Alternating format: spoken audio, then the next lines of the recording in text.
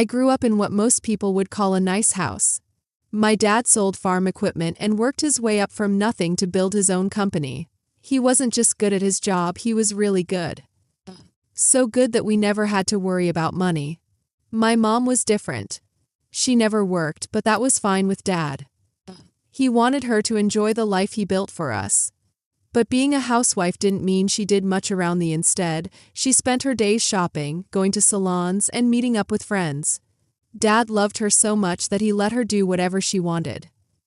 Drinking with her friends, spending lots of money, and even forgetting to pick me up from school. He would just sigh and make excuses for her. I was 10 when things started to change. Dad had to go on a work trip to another state. He didn't want to go, I could tell, but he had no choice. Before leaving, I heard him talking to Mom in the kitchen. "Janet, please remember, Isabella needs to be picked up at 2:35. Set an alarm if you need to." "Brian, I'm not stupid," Mom snapped. "I can take care of my own daughter for a few days." Turns out she couldn't. The day started like any other. Dad had been gone for 3 days and everything seemed fine. But that afternoon when I walked out of school, Mom wasn't there. I waited for 20 minutes, then decided to walk home. It wasn't far, and I had done it before when she was late. But when I got home, something was different. The house was locked and I didn't have a key. Our neighbor, Mrs. Brandon, was outside watering her flowers. She saw me standing there and looked uneasy. "Oh, Isabella, honey," she called out. "Your mom left a few hours ago with Emma and the others. They were talking about a wine tasting event." My stomach sank. I pulled out the emergency phone Dad had given me and tried calling Mom. No answer. I kept trying to call Mom, but she never answered. Hours passed as I sat on her front porch. When it got cold, Mrs. Brandon brought me a jacket, but Mom still didn't come home. Finally, as it got dark, I called Dad. "Daddy," my voice shook. "I'm locked out. Mom's not home and she won't answer her phone. I'm sitting on the porch. Mrs. Brandon has been checking on me." "Okay, listen carefully," Dad said. "I'm coming home right now. Ask Mrs. Brandon if you can stay with her tonight. I'll be there as fast as I can." Mrs. Brandon let me stay in her guest room that night. I barely slept, listening for the sound of Dad's car. He arrived around 3 a.m., having driven straight through from his business trip 2 states away. He looked exhausted but determined as he thanked Mrs. Brandon and took me home. We sat in the living room, waiting. Dad told me to go to bed, but I refused. I wanted to see Mom's face when she walked in. It wasn't until 7 a.m. that we heard her car pull into the driveway. Mom stumbled through the door, her fancy dress wrinkled, her makeup smudged. She smelled like a bottle of wine. When she saw Dad sitting in his chair, her eyes went wide. "Brian, what? What are you doing home?" Dad's voice was quiet, but I had never heard him so angry. "Our 10-year-old daughter was locked out of the house for hours yesterday. She had to stay with neighbors because her mother was too busy partying to remember she existed." Mom tried to laugh it off. "Oh, don't be so dramatic. Isabella's fine, aren't you, sweetheart?" She reached for me, but I pulled away. Dad stood up so fast his chair scraped against the floor. "Fine?" She called me crying, "Janet. She couldn't reach you for hours. What if something had happened to her?" Mom pouted. "I just lost track of time. The girls and I were having such a nice time." Dad's voice thundered through the house. "The girls? Your daughter should come before the girls and their wine tastings. What kind of mother are you?" Mom collapsed onto the couch, sobbing. "I'm sorry, I'm so sorry. It won't happen again, I promise." It took a week of Mom crying and making promises before Dad finally softened. But something had changed forever. I saw it in the way Mom looked at me when Dad wasn't around, cold, distant, like I was the problem.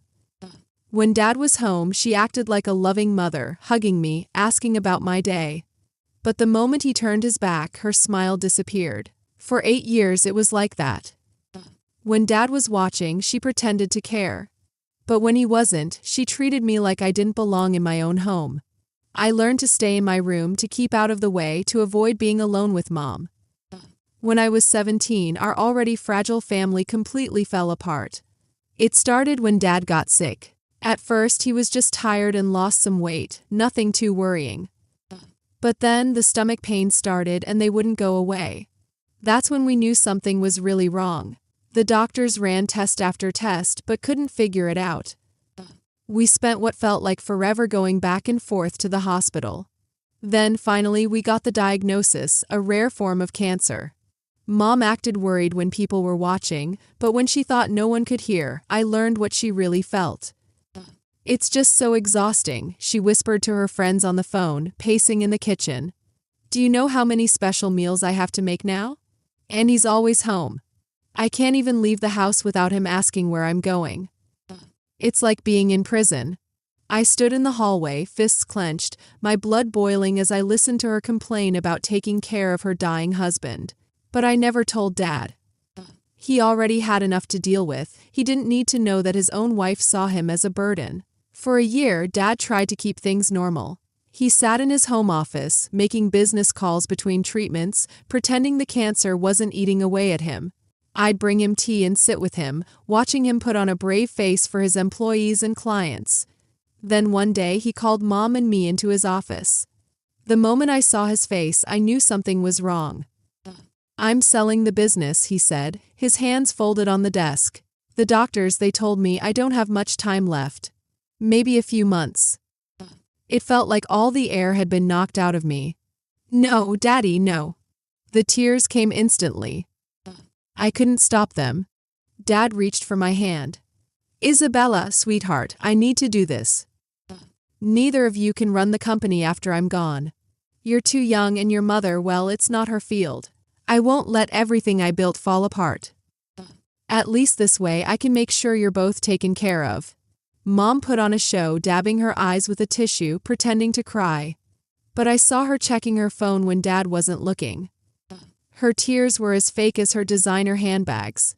The weeks that followed were brutal. Dad got weaker by the day. Every day after school, I rushed home, dropped my backpack at the door, and went straight to Dad's room. Sometimes I did my homework sitting next to his bed. Other times, I just held his hand while he slept.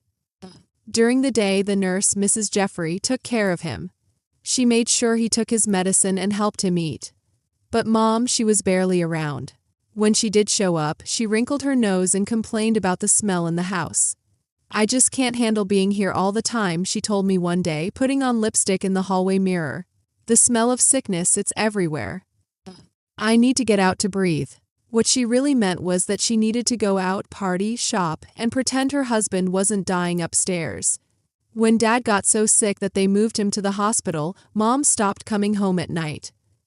She would breeze in at dawn, looking far too happy for someone whose husband was dying. One morning, I couldn't take it anymore. "Where were you all night?" I demanded as she walked in, still wearing yesterday's clothes. "That's none of your business, young lady," she snapped. But I could smell the alcohol on her breath. "Dad is dying in the hospital and you're out partying? How can you?" She grabbed my arm, squeezing hard enough to hurt. Her face was inches from mine, her perfect makeup unable to hide the anger in her eyes. "Listen to me very carefully," she hissed. "You will keep your mouth shut and show me some respect. Otherwise, I promise you, I will make your life a living hell. Don't test me, Isabella. You won't like what happens if you do." Dad died on a Sunday morning, exactly 1 week before my 19th birthday. I was holding his hand when he took his last breath. Mom, she was off getting coffee somewhere in the hospital. At the funeral, she put on quite the show. She wore a lace handkerchief, accepting people's condolences in a trembling voice.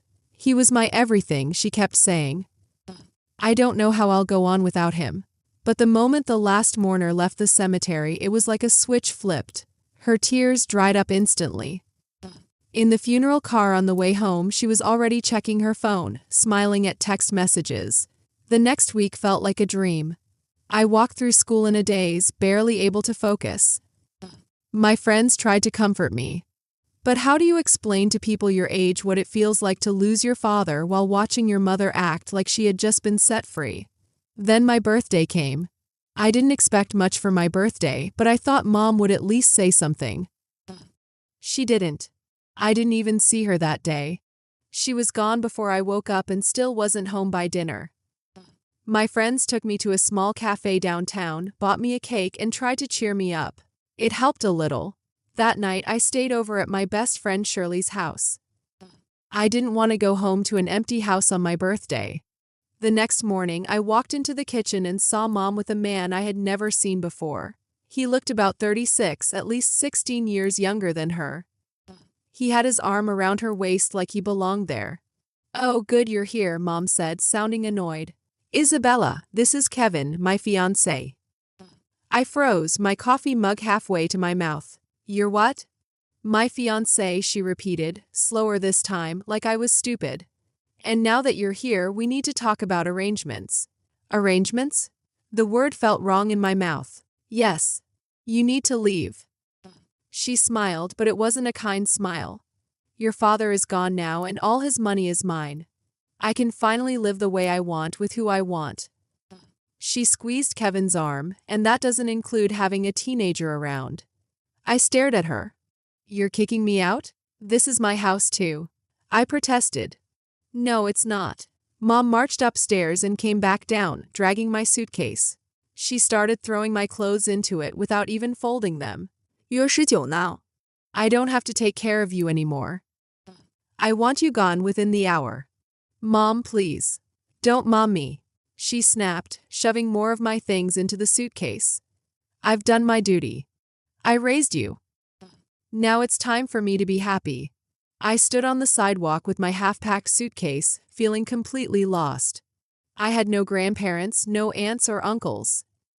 Dad was an only child, and Mom's family had cut her off years ago, for reasons she never explained. With shaking hands, I called Shirley.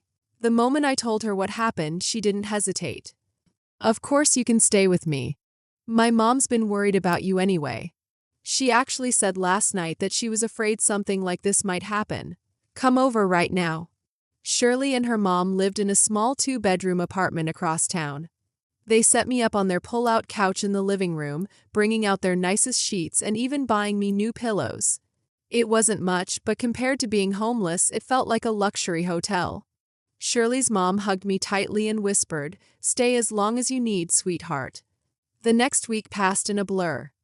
I threw myself into my final exams, trying my best to keep my grades up, even though my world was falling apart. I stayed up late studying, not just because I needed to pass, but because it kept me from thinking about everything else. I had no idea what I was going to do after graduation. College felt impossible now that I had no home and no money. Every time I thought about the future, panic crept in. Then I got a call from Mrs. Brandon, our old neighbor. "Isabella, honey," she said, her voice gentle but tense. "I thought you should know your mother is planning an engagement party at the house next weekend.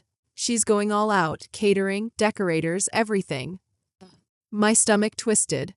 An engagement party? Dad's been gone less than a month. His grave hasn't even settled yet. "I know, dear, I'm so sorry. I just thought you should know," she said, trailing off awkwardly. We both knew I hadn't been invited. I hadn't even been told. "It's absolutely shameful," she added, anger creeping into her normally sweet voice. For the next few days, I bounced between rage and sadness. How could Mom move on so quickly? How could she act like Dad never existed while I was still crying myself to sleep at night, still wearing his old sweater because it smelled like him? She was planning a party to celebrate getting engaged to a man young enough to be her son. For days after Mrs. Brandon's call, my phone rang again. This time it was a man who introduced himself as Paul Walker, a notary public. His voice was serious but kind. Something about it reminded me of Dad's business tone. "Miss Mitchell," he said, "I need you to come to my office as soon as possible. It's regarding your father's will. I've been handling some matters remotely, but this requires your presence." When I arrived at his office downtown, I was greeted by an older man with wire-rimmed glasses and a warm, grandfatherly demeanor. The room smelled like old books and coffee, which was oddly comforting. He got straight to the point. "Your father made some very specific arrangements before he passed," he said, pulling out a thick folder and adjusting his glasses. "The house, all of its contents, and the entire proceeds from the sale of his business. Everything has been left to you, Miss Mitchell." I blinked in shock. Additionally, he continued, your father set up a trust fund just for your college education. He was very thorough in his planning. Then Mr. Paul reached into the folder and pulled out an envelope. Your father also left this for you, he said, sliding it across the desk. He was very clear that you should read it in private. With shaking hands, I picked it up. I opened the envelope and unfolded the letter inside. The moment I saw Dad's familiar handwriting, my eyes filled with tears. My dearest Isabella, if you're reading this, then I'm gone. I'm so sorry I had to leave you, sweetheart. There's so much I wanted to see, your graduation, your college years, your wedding someday. But life doesn't always give us what we want. What I can give you, though, is protection. I need to tell you something difficult. I've known for a while about your mother's affair. I know about her lover, about her plans for my money after I'm gone. I've heard her on the phone many times, planning her future, a future that doesn't include you. I want you to understand this isn't revenge. This is me protecting my daughter. You were the only one who sat with me through my illness, who held my hand without complaint, who loved me unconditionally. Your mother will get the car and the jewelry I bought her over the years.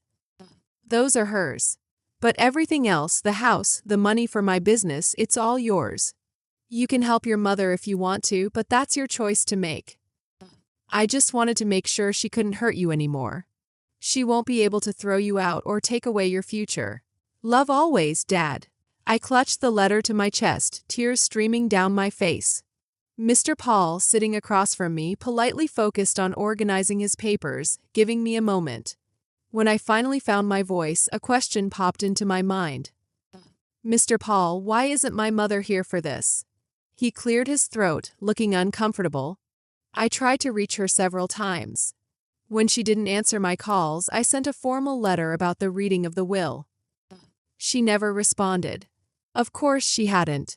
She was too busy planning her engagement party, too busy with her new life to care about anything from her old one, including Dad's will. I left Mr. Paul's office in a daze, the folder of documents tucked under my arm, Dad's letter safe in my purse. When I got back to Shirley's apartment, I told them everything. Shirley hugged me so tightly I could barely breathe, and her mom immediately grabbed her phone. This calls for a celebration, she said, opening a delivery app. I'm ordering from that fancy Italian place you girls love. Tonight, we celebrate justice being served.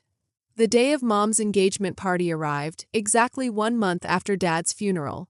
I put on my best black dress, the one Dad had bought me for my last birthday, and carefully did my makeup. If I was going to crash this party, I was going to look good doing it. When I arrived, the house was glowing with lights and cars lined the street. Music and laughter spilled out onto the lawn. The front door wasn't even locked. Mom never cared much about security. I took a deep breath and stepped inside. I walked right in. The living room was packed with people, mostly Mom's wine-drinking friends, all dressed up and holding champagne glasses. Kevin's friends were easy to spot, young, trying too hard to look rich. The decorations were flashy and over the top, just like everything Mom did. She had even taken down Dad's photos from the walls. Mom saw me first. The color drained from her face, but it quickly turned into anger. "What are you doing here?" she hissed, rushing toward me. "Get out. Now." Then she turned to her guests with a fake laugh. "Oh, everyone, this is my daughter. Poor thing just can't accept that she needs to stand on her own 3 feet now. She's here to beg to come home. But I have to be firm. Tough love, you know." Her friends giggled. Kevin's friends joined in. They all looked at me with that same smug mix of pity and judgment that rich people give to those they think are beneath them. I smiled. Not a friendly smile. The kind of smile a shark might give if sharks could smile. "Actually," I said, my voice loud and clear, "I'm here to take back what's mine." Mom laughed, mocking me. "Nothing here belongs to you anymore, dear. This is my house now." "No, Mom, it's not." I pulled the will from my purse and held it up. "This house belongs to me. So does everything in it. Dad left it all to me. The house, the money from his business, everything. You get to keep your car and your jewelry. That's it." The room went silent. Mom's face turned an interesting shade of purple. You're lying, she sputtered. Would you like to read it? I offered sweetly. Or should I call Mr. Paul, the notary, to confirm? Better yet, should I call the police to remove all these people who are currently trespassing in my house? The guests started moving immediately, grabbing their coats and bags, mumbling awkward excuses. No one wanted to be part of this disaster. Within minutes, the room was empty except for Mom and Kevin. Isabella, sweetie. Mom's voice turned sugary. We can work this out. We're family. Your father wouldn't want us fighting like this. I just shook my head and pointed to the door. You're right about one thing, Mom. Dad wouldn't want us fighting. That's why he made sure we wouldn't have to. The door's that way. Mom didn't go quietly. She never did anything quietly. You ungrateful little. She shrieked, her perfect makeup smudging as angry tears ran down her face. After everything I've done for you, Kevin stood awkwardly beside her, his eyes darting between her and the door like he was figuring out his escape plan. I noticed he had stepped away from her, no longer touching her. I let out a short, humorless laugh. Everything you've done for me? I repeated. Like abandoning me? When I was 10. When you complained about taking care of Dad while he was dying. When you threw me out the day after my 19th birthday. By now, the neighbors had gathered on the front lawn, drawn by Mom screaming. Mrs. Brandon was there, along with the Donald from across the street and the Mendezes from next door. They weren't even trying to hide that they were watching. This isn't over. Mom grabbed her designer purse from the couch. I'll get a lawyer. I'll contest the will. I shrugged. Good luck with that. Dad made sure everything was legally bulletproof. But hey, feel free to waste whatever money you have left on lawyers. And that's when I saw it, the exact moment Kevin's face changed. He looked at Mom like he was seeing her for the first time and didn't like what he saw. She wasn't the rich, glamorous woman he thought she was. She was a broke, aging woman with no house, no inheritance, and no way to get either. Janet, Kevin took a step back toward the door. Maybe we should take some time, to process all this. Mom's face crumpled as she realized what was happening. Kevin, baby, don't do this. We can figure something out. But Kevin was already halfway to his car. Mom chased after him, still shouting, but he didn't even look back. He got in and sped off, leaving her standing there, screaming into the night. And then applause. It's about time. Mrs. Brandon called out, coming up to hug me. Your father would be so proud of you, honey. One by one, the neighbors came up to offer their support. Mrs. Timothy brought over a casserole. You can't live on takeout forever. Mr. Donald and Melissa offered to help change the locks, just in case. Over the next few weeks, I heard bits and pieces about Mom through the neighborhood gossip. Kevin had dumped her immediately. Turns out, a woman with no money and no house wasn't what he had signed up for. She tried staying with her rich friends, but they were all suddenly too busy to help. One by one, they disappeared, just like Dad's money had. The last I heard, she had moved to Louisiana to live with a second cousin, the only family member willing to take her in. She called me a few times, leaving voicemails full of tears, apologies, and requests for money. I blocked her number. I graduated high school with honors, just like Dad always believed I would.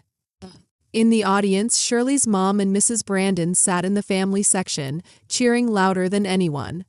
When I walked across the stage at graduation, I knew my future was secure because of Dad. The college fund he set up meant I could go to any university I wanted, so I chose his alma mater, a top business school on the West Coast. I'm studying business administration with a minor in agricultural studies. Maybe one day I'll start my own company like Dad did, but for now I'm just focused on building the life I want, one without Mom's toxic influence. And I know without a doubt that Dad's last gift to me was making sure I'd be okay. Thanks for watching. If you enjoyed this video, please give it a thumbs up and let me know your thoughts in the comments below. I love hearing from you. Don't forget to subscribe and hit that notification bell so you never miss out on more exciting content like this. Stay tuned for more, and I'll see you in the next one.